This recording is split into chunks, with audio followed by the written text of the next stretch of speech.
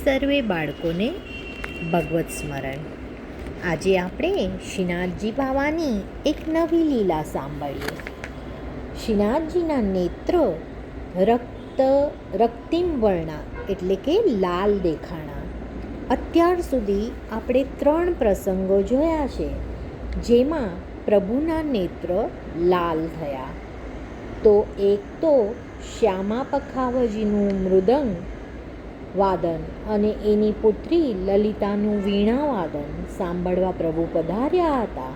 ત્યારે બીજો શ્યામા પખાવજી મૃદુંગી અને કૃષ્ણદાસને સાથે લઈ ચૈત્રી પૂનમના ચંદ્ર સરોવર પર આપ શ્રી રાસમાં પધાર્યા ત્યારે, અને ત્રીજો રૂપમંજરી સાથે પ્રભુ ચોપાટ ખેલવા પધાર્યા ત્યારે.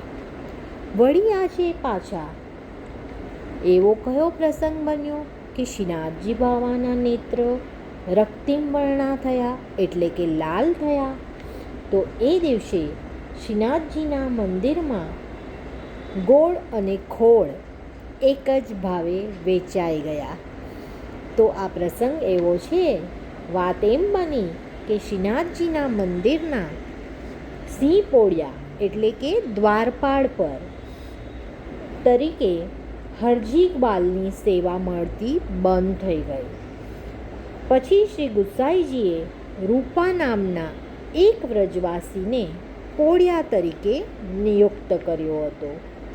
આ રૂપો ઘણો ભોળો હતો અને શ્રીનાથજીને કોઈ વાર અડધી રાત્રિએ જ્યારે ભૂખ લાગે ને ત્યારે આ રૂપો શ્રી ગુસાઈજીને સંદેશો રૂપા દ્વારા શ્રીજી બાવા મોકલાવતા. ગરમીના દિવસોમાં શ્રીનાથજી રૂપા પાસે પંખો કરાવતા. વળી દ્વાર પર બેઠો બેઠો આ રૂપો જેવા આવડે તેવા કીર્તનો પણ લલકાર્યા કરતો અને ખોળામાં રૂનો ઢગલો લઈ શ્રીનાથજીની આરતી માટેની દિવેટો એ તૈયાર કરતો. હવે બાળકોને સમજાણું કે રૂપા પોળિયો છે એ કોણ છે? દ્વારપાલ છે શ્રીનાથજીના મંદિરનો. અને અડધી રાત્રિએ પ્રભુને ભૂખ લાગે તો સંદેશો રૂપા પોળિયા સાથે મોકલાવતા.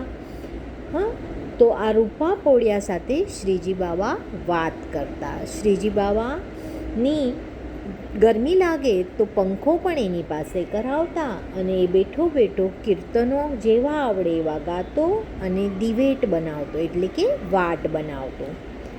શયન આરતી પછી શ્રીનાથજી સમક્ષ ગોવિંદાસ હંમેશા માનના શયનના કીર્તનો ગાતા અને શ્રીનાથજી બાવા સુખેથી પોઢતા.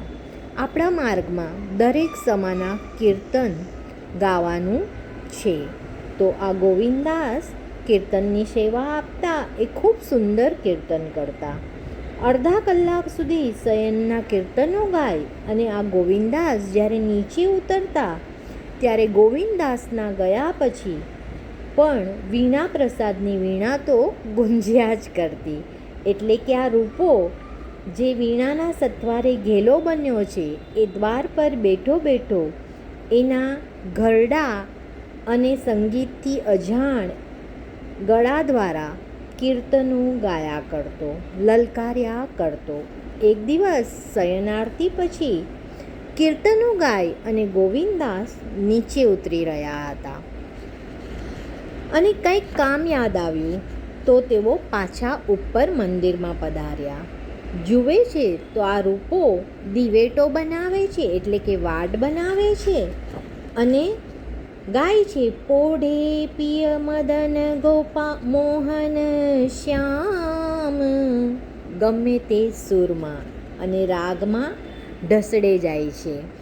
આવું બેઢંગું અને બેસુરેલું ગાન સાંભળી અને સંગીત સમ્રાટ ગોવિંદાસ તો ગુસ્સે થઈ ગયા. અલ્યા રૂપા, મદન મોહન શ્યામ તો પોઢી ગયા અને તું નક્કામાં રાગડા કેમ તાણે છે? તારા આવા ઢંગ ધડા વગરના ગાનથી પોઢેલા શ્યામ જાગી જશે. જા બહાર જઈને બેસ એમ રૂપા પોડિયાને ગોવિંદદાસ ખીજાણા. હવે ગોવિંદદાસને તો પ્રભુ માટે પ્રેમ હતો. એમણે પ્રભુ માટે સુંદર કીર્તન ગાયા અને પ્રભુ પોડી ગયા છે એ ભાવ હતો.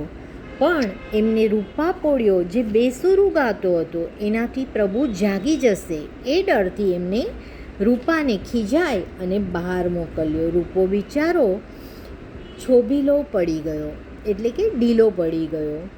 કૃષ્ણદાસ અધિકારીનો જેટલો ધાક હતો ને એટલો જ આ ગોવિંદદાસનો પણ હતો. સૌ કોઈ ગોવિંદદાસથી પણ ડરતા અને એમની આમાન્ય જાળવતા.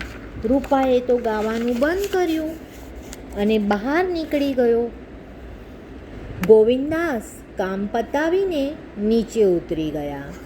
બીજે દિવસે પ્રાતકાલે ગોસાઈજી સ્નાન કરી અને શ્રીનાથજીને જગાડવા આવ્યા. મંદિરમાં પધાર્યા. જુએ તો શ્રીજી બાવા જાગેલા જ છે, અંગે અંગે શિથિલ છે. પ્રભુ ખૂબ જ આમ જાણે કંટાળી ગયા હોય ને એવા, એટલે પ્રભુ શ્રમિત લાગ્યા થોડા.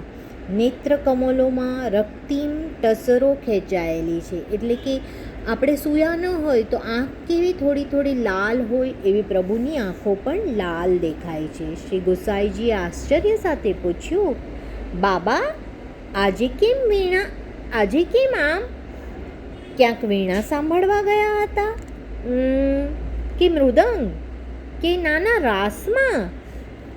ત્યારે શ્રીજી બાવા કહે છે, બિલકુલ નહીં. તો ક્યાંક ચોપાટ ખેલવા ગયા હતા બાબા? તો શ્રીજી બાવા કહે છે, ના એ પણ નહીં. તો શું વાત છે? આપના આજે નેત્રો કેમ લાલ છે? ત્યારે કહે છે, શું વાત કરું, કીર્તન તો રોજ શયન સમયે રૂપાનું એકાદ કીર્તન તો સાંભળવા મળતું હતું, પણ ગઈકાલે સાંભળવા ન મળ્યું, એટલે આખી રાત મારી બેચેનીમાં પસાર કરી. એનું ગાયેલું કીર્તન સાંભળ્યા પછી જ મને ગાઢ નિંદ્રા આવે છે. ઓ એમ વાત છે. તરત ગોસાઈજીએ રૂપાને બોલાવ્યો અને પૂછ્યું, રૂપા તે ગઈકાલે કીર્તન કેમ ન ગાયા ગોવર્ધનનાથજીની સન્મુખ? ત્યારે રૂપો તો ગભરાયેલો હતો, કહે, હા ના હા મહારાજ. રૂપાની જીભ ગોટે ચડવા માંડી, કારણ કે ગોવિંદદાસના માટેની ફરિયાદ રૂપો કેવી રીતે કરી શકે? એટલે રૂપાએ હા કે ના, હા મહારાજ, ના, અને હાથ જોડીને રૂપો ઊભો રહી ગયો. હવે એટલે શું, તે ગાયું હતું કે નહોતું ગાયું? ત્યારે શ્રી ગોસાઈજીએ આમ પૂછ્યું, એટલે રૂપાએ કહ્યું, ગાયું હતું, થોડુંક ગાયું હતું. ત્યાં જ ગોવિંદદાસ કંઈક કામથી પાછા આવ્યા અને મને ગાતો બંધ કરી દીધો. મેં કોઈ અપરાધ નથી કર્યો કૃપાનાથ. રૂપો કરગરવા લાગ્યો. તરત ગોસાઈજીએ ગોવિંદદાસને બોલાવ્યા અને પૂછ્યું, આ રૂપાને ગઈકાલે શયન પછી કીર્તન ગાવાની તમે ના પાડી હતી? હા કૃપાનિધાન, આમ ગોવિંદદાસે કબૂલ્યું. કેમ? અને એને રાગ તાલનું કંઈ ભાન નથી. એના કંઠ બેસુરો છે અને શ્રી ગોવર્ધનનાથજીની નિંદ્રામાં ખલેલ પડશે એમ સમજી મેં એને બહાર જવાનું કહ્યું હતું. ગોવિંદદાસ, તમે રૂપાને ગાતો રોક્યો, આ કારણે ગોવર્ધનનાથજીની નિંદ્રામાં વિક્ષેપ પડ્યો. રૂપાના કીર્તન સાંભળીને જ એમને પોડવાની ટેવ પડી ગઈ છે. આ સાંભળ્યા વિના પ્રભુને નિંદ્રા ન આવી. ગોવિંદદાસ ફીકું હસ્યા. મને એમ કે ગોવર્ધન ધરણ તો અતિ ઉત્તમ વસ્તુના ભોગતા છે, પણ આજે ખબર પડી કે ગોળ અને ખોળ એક જ ભાવે વેચાય છે. ગોવિંદદાસનો સાખ્ય ભાવ અહીંયા પ્રગટ થયો. ગોવિંદદાસ, શ્રી ગોવર્ધન ધરણ ઉત્તમ વસ્તુના ભોગતા છે, એમાં લેશ માત્ર પણ શંકા નથી, પરંતુ સાથે સાથે પ્રેમ સુધિત પણ છે. એ તમારે ભૂલવું ન જોઈએ. આવા નિર્દોષ, ભોળા અને અસાધારણ રીતે સહજ પ્રેમી વ્રજભક્તોનું કારણે આપ શ્રી ભૂતલ પર લીલા કરી રહ્યા છે. જે દિવસે એમના ભક્તજનોમાંથી આવા ભાવ તિરોહિત થઈ જશે, એ દિવસથી આપ શ્રી લીલાનો વિસ્તાર મર્યાદિત થઈ જશે. જે કૃપાસાગર જ્ઞાનના વાદળોએથી ભાવનાના ચંદ્રમાં થોડી ક્ષણ માટે ઢંકાઈ ગયો. મને મારી ભૂલ સમજાઈ ગઈ છે. જો પ્રેમથી ગાયેલું પણ પ્રભુ અંગીકાર કરે છે. રાગ ન આવડે તો કાંઈ નહીં, પણ તાલ ન આવડે તો પણ કાંઈ નહીં, પણ પ્રેમથી પ્રભુ માટે આપણે ગાન કરવું જોઈએ. રૂપા, આજથી એકને બદલે 4 કીર્તનો તું સુખેથી ગાજે, આવું શ્રી ગોસાઈજીએ રૂપાને કહ્યું. હું તને નહીં રોકું, કારણ કે આજે મને સમજાઈ ગયું છે કે પ્રીતમ પ્રીત ही ते पहिए, यद्यपि रूप गुण सिल सुधरता इन बातन न रीजिए, सतकुल जन्म करम शुभ लक्षण वेद पुराण पढ़िए, गोविंद प्रभु बिने स्नेह सुवालो रसना कहालो न चाहिए. ગોવિંદાસને સમજાઈ ગયું કે ફક્ત રાગથી પ્રભુને નથી રીઝવાતા, પણ પ્રભુ તો પ્રેમથી પણ રીઝાય છે. તો આવા રૂપા પોળિયાના કીર્તનથી શ્રીજી બાવાને સુંદર નિંદ્રા આવતી હતી. આ પ્રેમથી ગાયેલા ભક્તના સૂરને પ્રભુ બેસૂર હોય તો પણ પ્રભુ સાંભળે છે. બોલો શ્રી ગોવર્ધન ધરણ કી જય. શ્રી ગોસાઈજી પરમ દયાલ કી જય. વલ્લભકુળ પરિવાર કી જય.